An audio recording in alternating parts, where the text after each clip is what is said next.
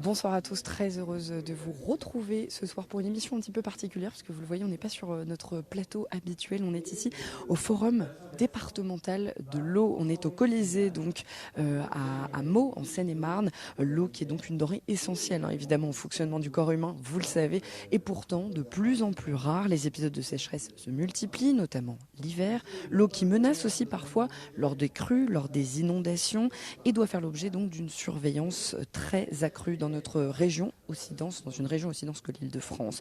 Pour évoquer cette question, un département qui ne porte pas le nom d'un fleuve, mais de deux, la Seine-et-Marne, qui a organisé donc en cette fin de semaine un forum de l'eau, 2 jours pour sensibiliser les collégiens, mais aussi les élus locaux et tous les acteurs du territoire. Bonsoir Jean-François Parigi. Bonsoir. Vous êtes président Les Républicains de ce département de l'Est francilien. Pourquoi est-ce que vous avez décidé de réunir tous ces acteurs ?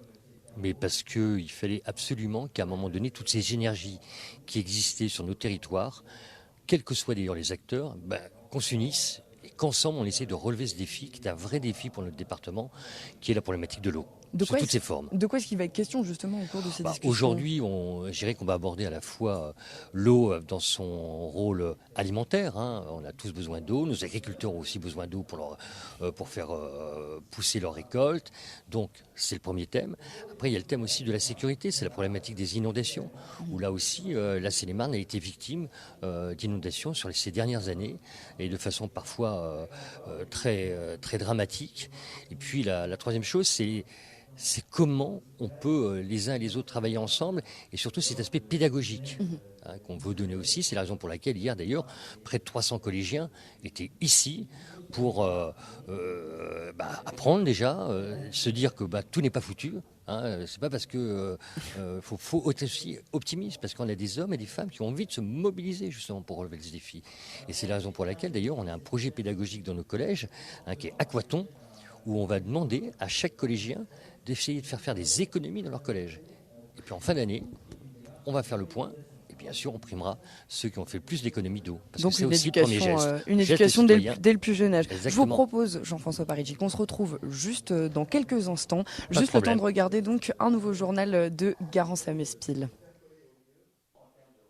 On est de retour donc toujours au forum départemental de l'eau à Meaux en Seine-et-Marne pour cette émission en extérieur. Donc Jean-François Parigi, vous êtes toujours avec nous, président Les Républicains de la Seine-et-Marne. Il y a quelques jours encore, la préfecture du département a pris des mesures pour limiter les effets de la sécheresse. Le niveau des cours d'eau est très faible. Les bassins du Grand Morin et du Réveillon notamment sont en seuil d'alerte renforcé. Est-ce que c'est de pire en pire chaque année ? On sent effectivement que ça se dégrade. Donc c'est la raison pour laquelle, encore une fois, on en parlait tout à l'heure, si on a pris l'initiative de créer aussi ce forum, c'est parce que justement c'est ensemble relevons ce défi qui devient un défi qui inquiète nos concitoyens. Vous avez parlé de ces deux secteurs de Seine-et-Marne. Hélas, aujourd'hui, il y a bien d'autres secteurs qui ont aussi cette angoisse de se dire, mais demain, comment on va faire ? Quel secteur, par exemple ? Le nord du département, toute la partie, très rurale, céréalière, connaît aussi des difficultés. Vous avez la partie aussi sur le Nemours et autres, qui connaît des difficultés. Et alors, quelles sont les décisions qui sont prises en amont, justement ? On imagine que ces discussions, elles s'invitent de plus en plus dans les débats du conseil départemental. Elles s'invitent de plus en plus, soit sous forme de décisions qu'on va prendre, mais aussi parfois de conseillers départementaux qui nous interpellent sur telle ou telle problématique qu'ils rencontrent dans leur secteur. Eh bien, avant toute chose, c'est l'aspect financier. C'est comment on accompagne nos acteurs locaux, nos présidents de communautés d'agglomération, nos maires, sur les projets qu'ils vont mettre en cause. Et alors, problématique, vous avez parlé de manque d'eau, mais aussi parfois trop d'eau. Ce sont les inondations, qui est aussi un vrai sujet. C'est un vrai sujet, justement. Est-ce qu'on peut parler aussi de la biodiversité ? Parce que quel est l'état, justement, de cette biodiversité autour de ces cours d'eau en Seine-et-Marne ? Alors, encore une fois, il y a ces cours d'eau, la biodiversité, mais je voudrais mettre en avant, si vous en êtes d'accord aussi, ce qu'on appelle nos espaces naturels sensibles. On en a 22, dont 13 qui sont en zone humide.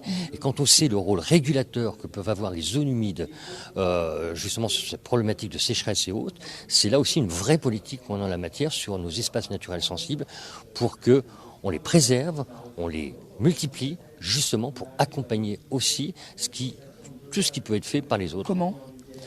Eh bien, comment ? Là, c'est sur les espaces naturels sensibles, j'ai demandé surtout qu'on ait une vraie protection du site. C'est un site sensible, comme son nom l'indique. Donc je ne voudrais pas non plus, bien sûr qu'il peut être visité, il peut être vu par les uns et les autres, mais ce que je ne voudrais pas, c'est qu'il y ait une détérioration à la fois de la faune et de la flore sur ces espaces naturels sensibles, parce que c'est aussi la clé entre guillemets, de la réussite de ces espaces naturels sensibles. On va évoquer aussi les nappes phréatiques, mais juste avant, on va aller rejoindre Raphaël Lazreg, notre reporter qui a participé à un atelier avec des collégiens. C'était hier, ils étaient invités justement à observer ces oiseaux dans l'un des espaces naturels du département.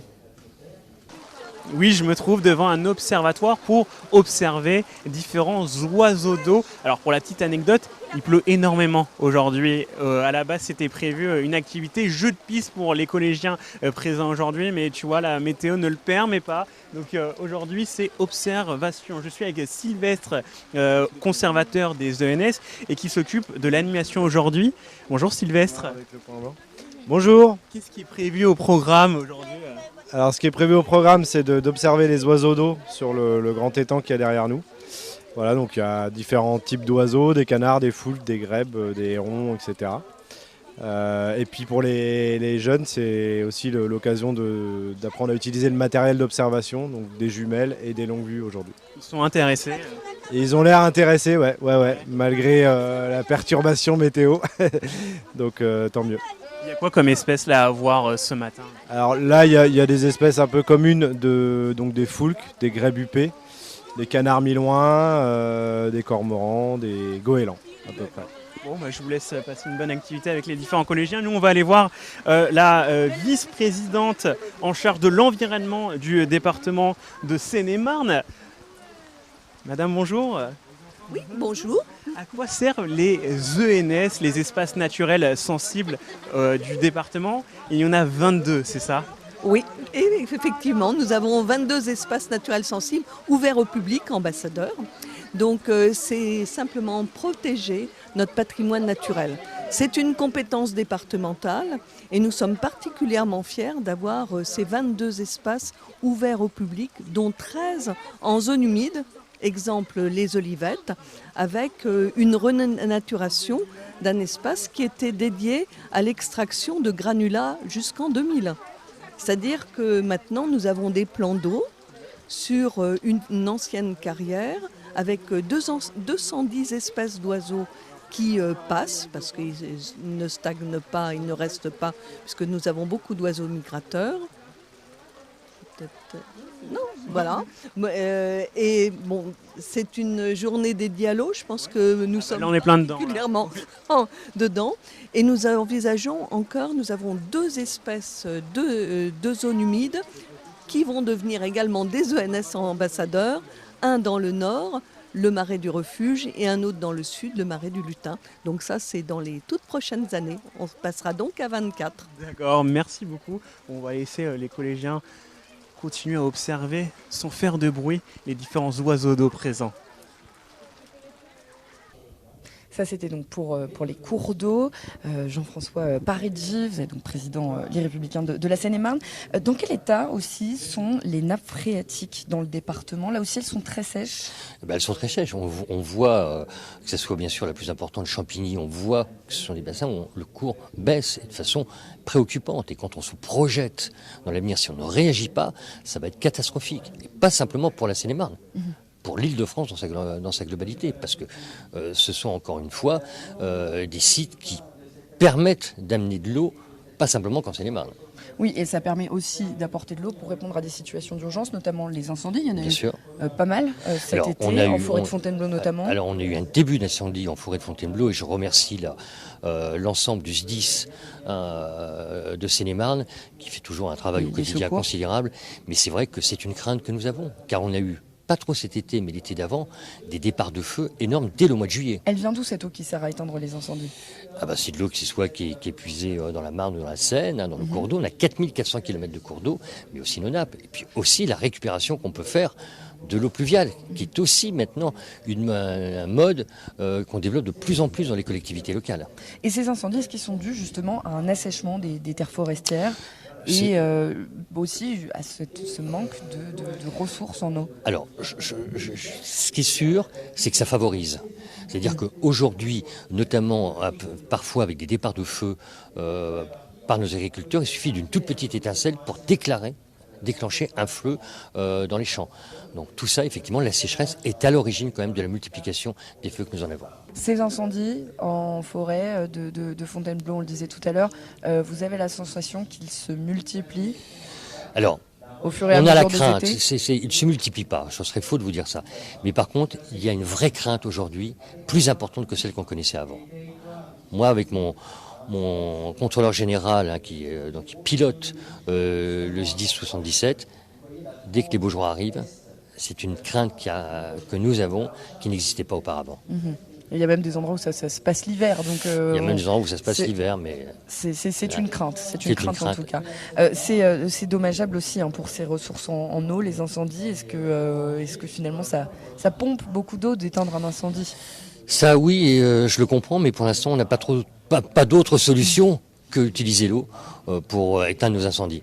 Donc on essaye à nous de la trouver que ne préserver, pas gâcher l'eau à côté pour qu'on ait justement assez d'eau potable pour nos concitoyens, pour nos consommateurs, assez d'eau pour nos agriculteurs et assez d'eau pour nos sapeurs-pompiers pour éteindre nos ponts.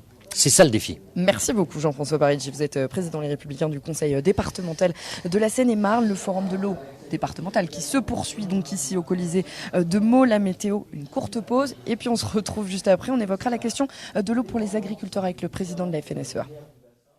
Émission en extérieur ce vendredi soir depuis le Colisée de Meaux en Seine-et-Marne. C'est là qu'est organisé le forum départemental de l'eau. C'est ici que les élus locaux, des acteurs de l'alimentation également et de la gestion de l'eau se sont réunis donc en cette fin de semaine pour évoquer l'or bleu et sa gestion donc dans le département. Parce que cette ressource nous est vitale et donc qu'avec le réchauffement climatique, elle commence à nous manquer. Ceux qui en ont besoin en très grande quantité, ce sont les agriculteurs. Comment gérer justement l'utilisation de l'eau dans l'agriculture, comment concilier les besoins et les restrictions. Arnaud Rousseau est avec nous, bonsoir. Bonsoir. Vous êtes président de la FNSEA, vous êtes ici donc pour évoquer justement cette gestion de l'eau. Encore au mois de septembre, des restrictions d'usage de l'eau ont été prises par arrêté préfectoral, ce qui signifie qu'entre 8h et 20h par exemple, l'arrosage est interdit, l'irrigation est interdite. C'est ça l'avenir des agriculteurs ? En tous les cas, il n'y aura pas d'agriculture sans eau, parce que faire pousser des plantes, ça nécessite à la fois de bénéficier de la photosynthèse et de l'eau. Et donc effectivement, dans le contexte dans lequel on est, pour les agriculteurs, l'eau c'est vital, l'eau c'est central.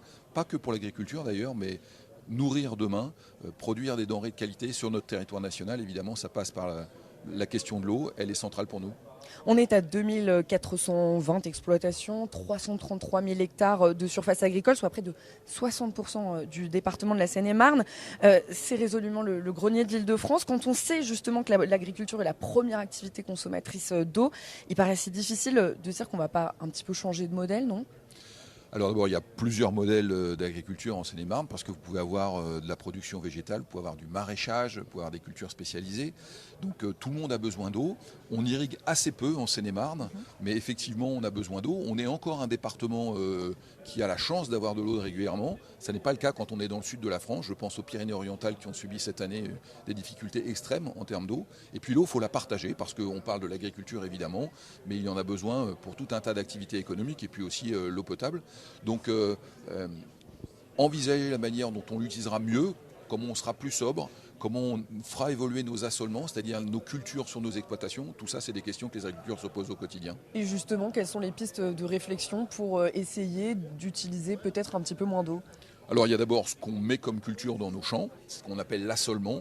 Et par exemple chez moi, ici à quelques kilomètres de Meaux, je cultive aujourd'hui du tournesol, ce que je ne faisais pas il y a plusieurs années, parce que le tournesol a dans son cycle de végétation besoin de moins d'eau. Donc les agriculteurs adaptent ce qu'ils mettent sur leurs parcelles. Et puis après, ils adaptent aussi leur manière de cultiver, c'est-à-dire qu'on essaie de moins en moins travailler la terre, de faire en sorte que la terre conserve et stocke de plus en plus d'eau. C'est ce qu'on appelle l'agriculture de conservation des sols. Donc il y a tout un tas de méthodes. Et puis on a aussi accès à la recherche, à l'innovation. Comment, quand on utilise de l'eau, on l'utilise mieux, plus sobrement, avec des moyens techniques. Je pense par exemple à des sondes capacitives qui mesurent l'humidité du sol et qui permettent de mettre de l'eau quand on en a au bon moment. Alors de toute façon, si on vient à manquer finalement de cette ressource, ce sont les agriculteurs qui seront les premiers touchés.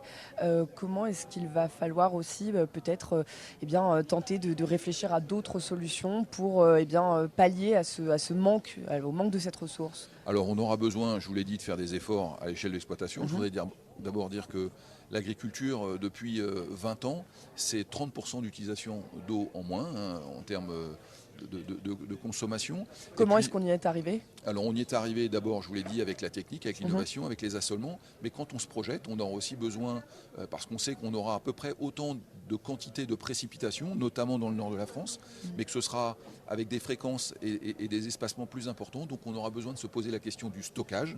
C'est ce qu'on fait ici dans le cadre de ce colloque.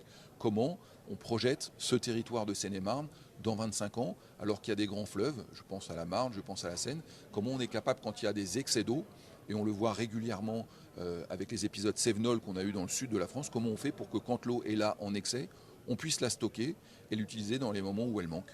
Arnaud Rousseau, vous restez avec nous. Je vous propose qu'on rejoigne nos reporters Raphaël Lazreg et Élise Kirazli. Ils étaient hier aux côtés des collégiens du département. Ils ont participé à une analyse de l'eau avec le laboratoire départemental, un atelier donc pour évaluer la qualité de cette ressource.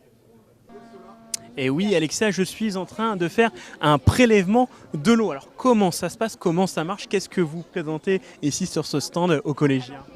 Donc nous, on représente le laboratoire départemental de Seine-et-Marne où on dose des pesticides. Donc on n'a pas pu amener nos machines parce que c'est des gros spectromètres de masse très volumineux et très compliqué donc de l'amener ici dans cette salle. Donc ce qu'on présente aux collégiens, c'est l'utilisation de pipettes électroniques. D'accord. Comment ça marche alors? Donc vous allez plonger dans l'eau. Voilà, plonger dans l'eau. D'accord. Alors, hop. Appuyez sur Run. D'accord. Et on va avoir donc le papier qui va prendre la coloration. Voilà, après on se relève. Je me relais. Et vous allez dans le deuxième récipient. Voilà. Donc là, j'ai fait un prélèvement, c'est ça? Voilà. Et après, on va le mettre sur nos machines pour analyser les pesticides. Alors il y a plusieurs choses sur ce stand. Qu'est-ce qu'on fait ici? Alors ici, je vais voir aux collégiens l'analyse des orthophosphates par colorimétrie. Donc en fait, plus il y a de produits d'orthophosphates, plus ça va se colorer. Comment ça marche concrètement? Alors concrètement, on met deux réactifs dans ces fioles et puis au bout de quelques minutes, la coloration, elle apparaît tout simplement. En plus, c'est très ludique alors. En plus, c'est très ludique, effectivement. En plus de la présentation des pipettes l'utilisent. C'est pas les mêmes pipettes, hein? Ce ne sont pas les mêmes pipettes, ce sont des pipettes manuelles. Comment ça se passe? Oui, nous avons appris des choses grâce à cette sortie. Ouais, comme quoi par exemple? Le cycle de l'eau, le réchauffement, plein de trucs. Plein de trucs. Et toi? Bah oui, on a appris beaucoup de choses, du coup, comme elle l'a dit, que l'eau pouvait être très importante aussi. Et voilà. En tout cas, il y a plein de choses à faire ici sur ce stand et ailleurs. Nous, on va continuer un petit peu à observer l'eau. Arnaud Rousseau, vous êtes donc toujours avec nous, président de la FNSEA. Pourquoi est-ce que vous avez tenu à participer à ce colloque? Parce que dans les grands défis qui concernent l'agriculture, il y a évidemment le défi de la souveraineté alimentaire, comment on va continuer à produire en France pour nourrir les Français, et au-delà, comment, dans ce moment du défi climatique, de la planification écologique que porte le gouvernement, comment l'agriculture finalement est un acteur majeur de réponse à ces solutions. Et puis je vous l'ai dit, pas d'agriculture sans eau. On ne sait pas faire pousser des fruits, des légumes, on ne sait pas faire pousser des céréales, on ne sait pas faire pousser de l'herbe pour nos troupeaux sans eau. Et donc on voit quelle est la situation, quel est le changement climatique. Et donc on doit être acteur de ce changement, là encore une fois, avec les sujets de sobriété, comment on utilise mieux cette eau, et puis comment aussi on la stocke, comment on s'appuie sur l'innovation, la recherche pour demain, continuer encore une fois à nourrir les Français, parce que quand vous consommez une salade de Seine-et-Marne, quand vous consommez une tomate, vous consommez essentiellement de l'eau, et si on ne le fait pas en France, alors on l'importera, et ce n'est pas forcément la manière dont on envisage l'avenir. Vous disiez donc comment on préserve l'eau, comment on la protège aussi. Il y a la question de la pollution des sols qui est posée par les intrants comme les produits phytosanitaires. Il existe par exemple des aides financières en Seine-et-Marne pour accompagner les agriculteurs. Est-ce que c'est viable selon vous ? Alors d'abord, on a parlé beaucoup de quantitatif, mais moi je voudrais aussi parler de la qualité de l'eau. Dans ce département, il y a un plan départemental de l'eau qui est mené avec le conseil départemental et l'ensemble des acteurs de l'eau depuis maintenant plusieurs dizaines d'années. On va y revenir dans cette émission. Ce plan est satisfaisant parce qu'il a permis d'abord de faire des constats partagés, ensuite de voir comment on améliore les pratiques, comment on permet à l'activité agricole de se poursuivre et comment finalement on apporte un certain nombre de garanties en termes de stockage de l'eau, de qualité de l'eau, de partage de l'eau. Et donc l'agriculture et les agriculteurs sont des acteurs volontaires dans cette démarche. Moi je veux aussi dire qu'on a quand même une eau plutôt de qualité en France et singulièrement dans ce territoire, qu'il faut toujours être vigilant parce qu'il ne faut jamais renoncer à améliorer les pratiques. Mais je le dis encore une fois, avoir une agriculture française qui produit, et singulièrement ici à quelques kilomètres de Paris, proposer à un bassin de population de plus de 12 millions d'habitants une alimentation de proximité et de qualité, c'est aussi un vrai enjeu. Merci beaucoup Arnaud Rousseau, vous êtes président de la FNSEA. Une petite pause et puis on va se retrouver dans un très court instant avec un hydrologue justement pour évoquer la question de la gestion de l'eau. Bonsoir l'Île-de-France, merci à tous de nous avoir rejoints. Émission un peu particulière ce vendredi soir. Vous le constatez, je ne suis pas sur le plateau habituel. On est ici au Colisée, à Meaux, à la salle du Colisée, où se tient ce vendredi le forum de l'eau, le forum départemental de l'eau en Seine-et-Marne. Une ressource donc, qui nous est vitale évidemment, mais qui nous manque de plus en plus. Parmi les intervenants ce soir, un hydrologue, Nicolas Flipeau. Bonsoir. Bonsoir. Merci beaucoup d'être notre invité. Vous êtes également directeur de recherche à l'École des Mines. On l'a vu encore en ce mois de septembre, il y a pas mal d'alertes souvent des bassins, sur les bassins versants de Seine-et-Marne. Les habitants sont soumis à des restrictions d'usage de l'eau. Ce sont là les impacts du réchauffement climatique. Comment est-ce qu'on fait justement pour enrayer un petit peu ces sécheresses, ces épisodes de sécheresse ?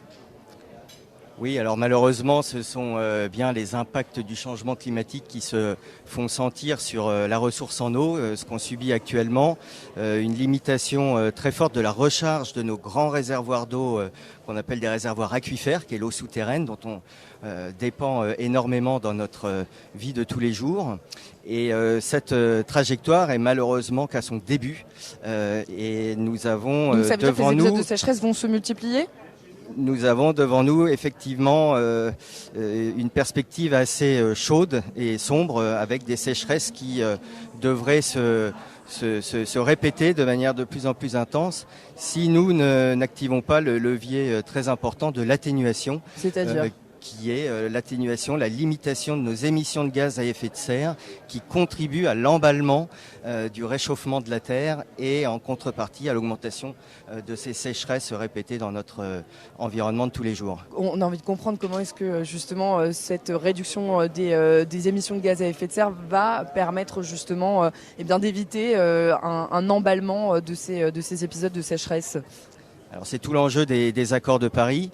Les gaz à effet de serre font que notre Terre devient une cocotte minute et que dans notre environnement, eh bien, le rayonnement solaire contribue de plus en plus à réchauffer l'atmosphère.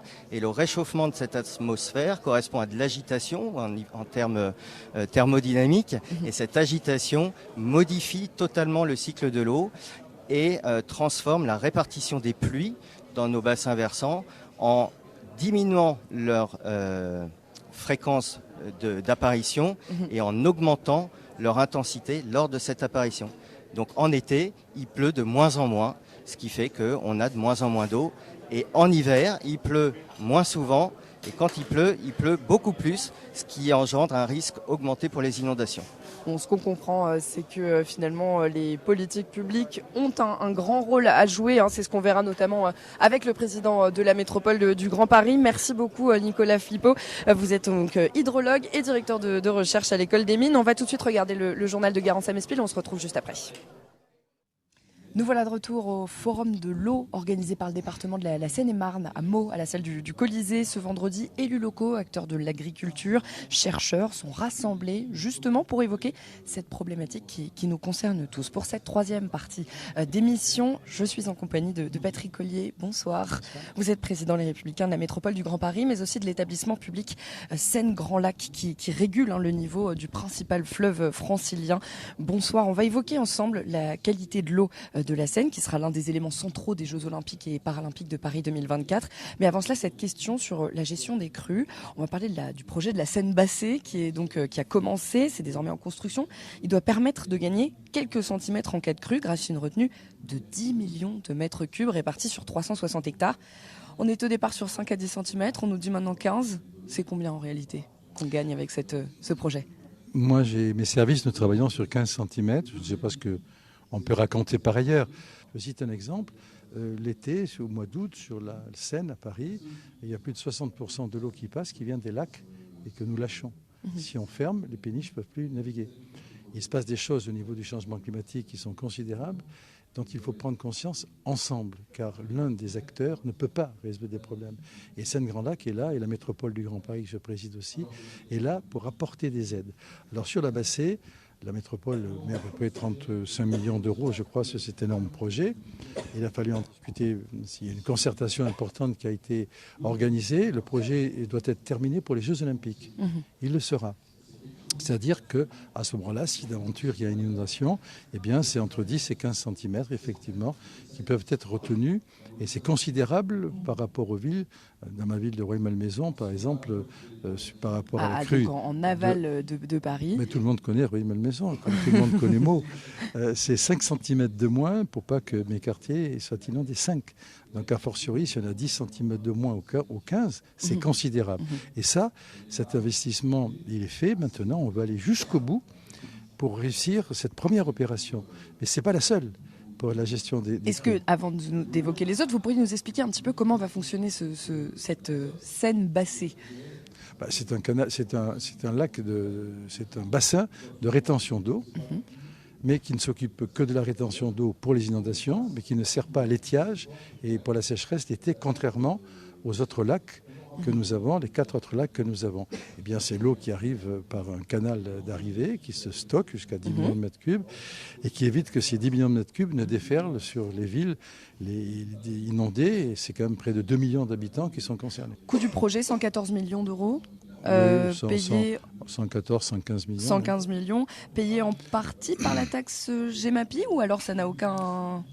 Non, c'est la métropole, bien sûr, mais sa cote-part qui est de 30%, c'est autour de 35 millions d'euros, grâce à la taxe Gemapi, que vous payez, que je paye, que tout le monde paye. Et alors justement, cette taxe Gemapi, elle est de combien pour les Franciliens qu'ils se rendent compte justement? Alors moi, et elle sert à quoi? puisque je m'adresse aux Franciliens, je vais leur dire quelque chose d'important pour celles et ceux qui sont concernés par les inondations, ou ils souhaitent qu'on les protège, et dans ce cas-là, il faut comprendre le travail qui est fait, ou alors s'ils ne veulent pas être protégés, c'est un autre problème. S'ils souhaitent qu'on les protège, il faut comprendre que ce travail ne peut être fait que s'il y a des financements.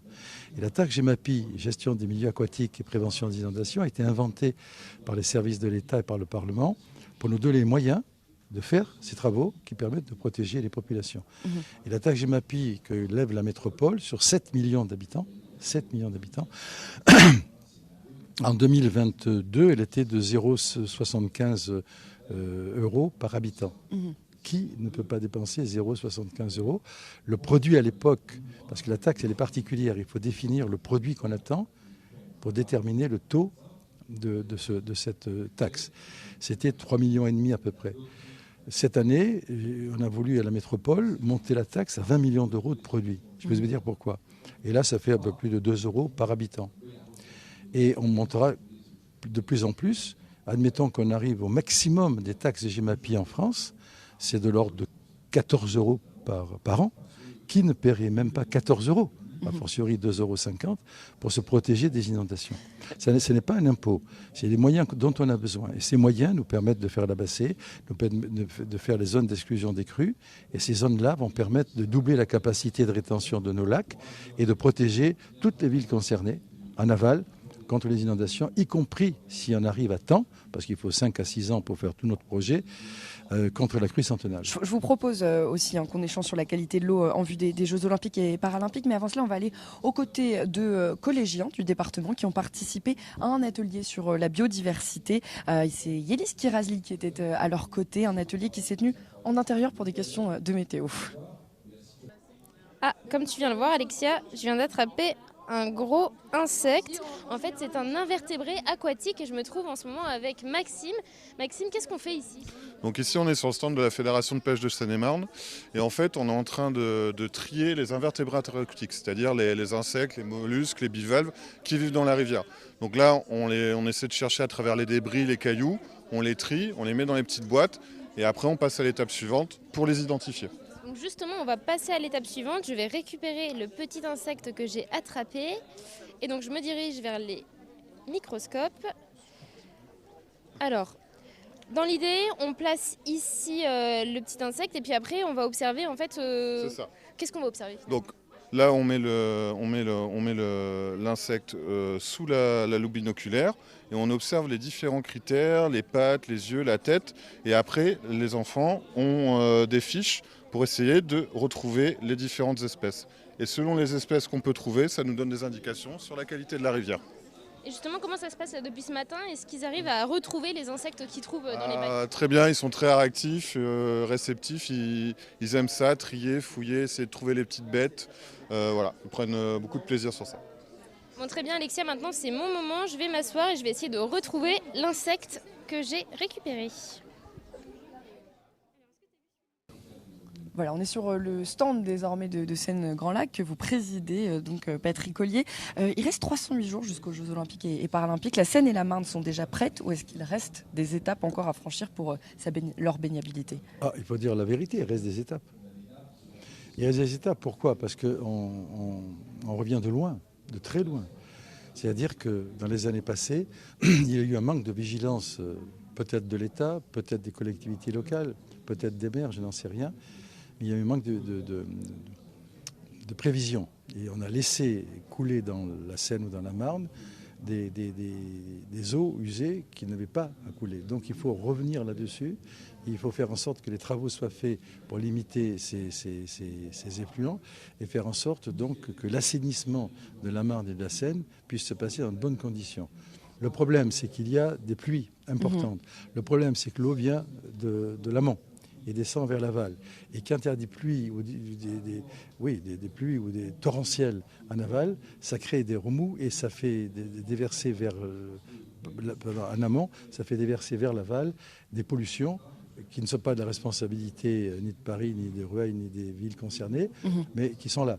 Et donc si ce n'est pas réglé dans le courant de l'année prochaine, on aura du mal à mettre tous les sites de baignade qui sont prévus en place. S'il n'y a pas ces pluies torrentielles, à ce moment-là, l'eau sera beaucoup plus claire et beaucoup plus saine et on pourra mettre la plupart de nos lieux de baignade en place. Donc on fait tout ce qu'il faut avec nos différentes collectivités pour que au JO ou juste après les JO, on puisse faire ce que j'appelle le big jump, puisque c'est ça qu'on veut faire, le big jump, c'est-à-dire se baigner tous ensemble le même jour, à la même heure, sur l'ensemble des communes prévues. C'est un énorme travail qui n'est pas achevé. Merci beaucoup Patrick Collier, vous êtes président Les Républicains de la métropole du Grand Paris et de l'établissement public Seine Grand Lac, dont on a le logo juste ici. On va regarder la météo tout de suite, on se retrouve dans quelques instants. De retour au forum départemental de l'eau en Seine-et-Marne. Bienvenue à vous si vous nous rejoignez.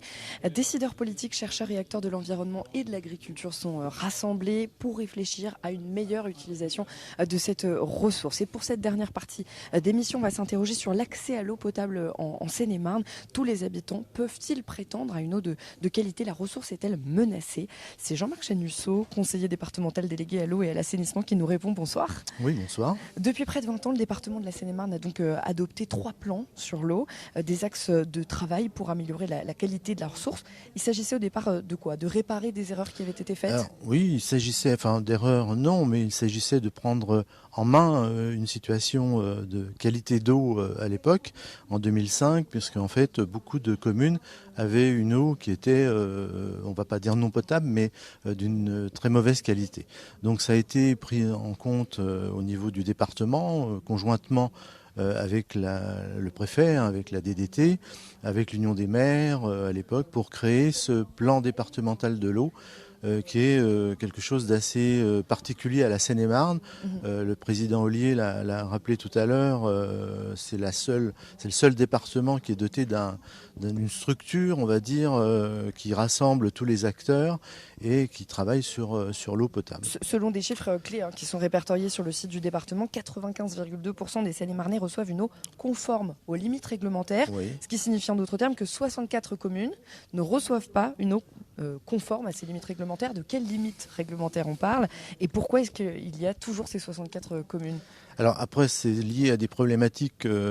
Aujourd'hui, le tissu, je dirais, réglementaire a changé.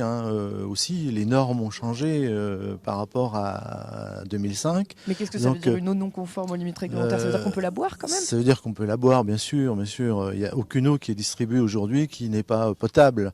Donc après, effectivement, on a plus de difficultés dans certains endroits parce que il peut y avoir d'abord dans les pompage, dans la ressource naturelle, des molécules qui peuvent donc un petit peu contrarier, pour lesquelles on n'a pas forcément à 100%, je dirais, les éléments de filtration. Et en général, d'où elle vient cette eau que boivent les Seine-et-Marnais ? Alors, elle vient de plein d'endroits différents. Elle continue à venir de captage, donc dans les nappes phréatiques. Alors, il faut surveiller. Donc bien sûr ces nappes phréatiques, donc c'est le cas. Elles sont, par exemple, sur Aquibri. Je suis président d'Aquibri, qui surveille la nappe du calcaire de Champigny, qui est donc une nappe très importante. Donc on surveille toute une équipe en permanence, à longueur d'année, surveille à la fois la quantité d'eau, le niveau d'eau et la qualité, de l'eau. Voilà. On va aller juste avant de continuer, juste avant de poursuivre, Jean-Marc Chanusso, on va aller voir Yoann Chérifi, notre reporter, qui est avec le syndicat de traitement des eaux justement. Yoann, tu vas peut-être pouvoir nous dire dans quel état elles sont ces eaux. La qualité de l'eau qui est excellente pour les usagers, mais cette eau, il faut la traiter, et ça, c'est le travail du S2E 77. Le S2E 77, qu'est-ce que c'est ? C'est le syndicat de l'eau de l'Est Seine-et-Marne, et nous sommes ce soir avec sa présidente Claire Crapard. Bonsoir. Alors, vous traitez de l'eau dans un milieu rural.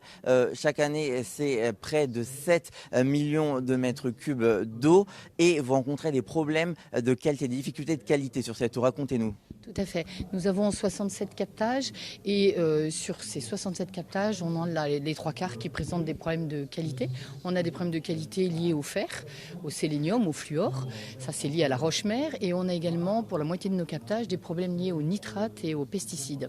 Alors, notre vocation n'est pas de traiter l'eau, mais notre vocation est d'assurer une distribution d'une eau conforme.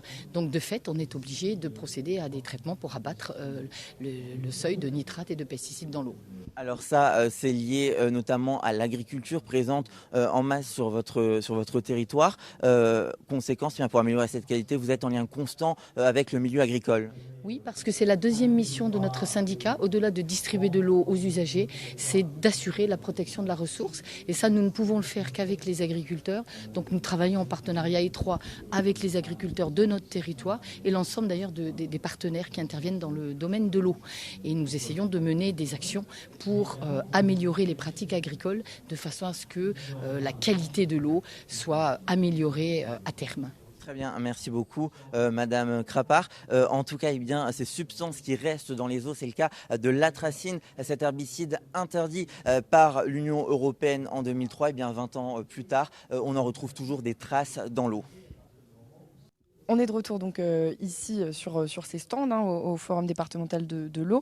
Il y a également la question des canalisations. Je lisais 10 400 km de réseau. C'est ça. Dans quel état elles sont ces canalisations ? Alors, il y a deux types de canalisations, l'alimentation et l'évacuation pour les épurations.